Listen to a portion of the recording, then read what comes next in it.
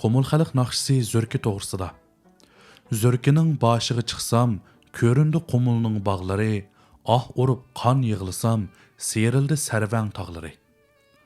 1924-1925 yillar Shah Mahsud Vangning o'g'li Nazar Xo'ja bir turkum hamdo'stlarni ilib Tömürti Qoray, Nernasu qatorliq joylarga chiqib sayohat qilgan va Nernasu bilan Qoray oraliqidagi go'zal yaylaq sarvangda 20 joyga ba'zilari ayrim, ba'zilari bir-biriga o'tishadigan qilib, nihoyat cho'ng oq tambu, ya'ni chidir o'ylar tikkizgan.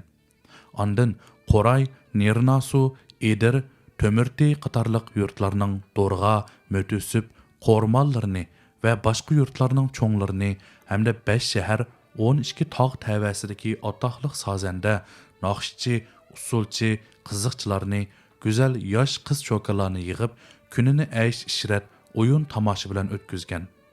Bu jarayonda әгәч kuchilari o'ylaridan ayrilg'ili uzun bo'lib ketganlikdan zerikib chirig'uchilik qolmagan.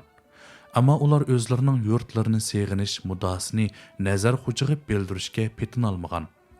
Bundaq osmini keng yerga chiqib olgan nazar xo'janing tortishadigan hech narsasi bo'lmag'achqa qumulga qaytish xiyoliga kirmagan.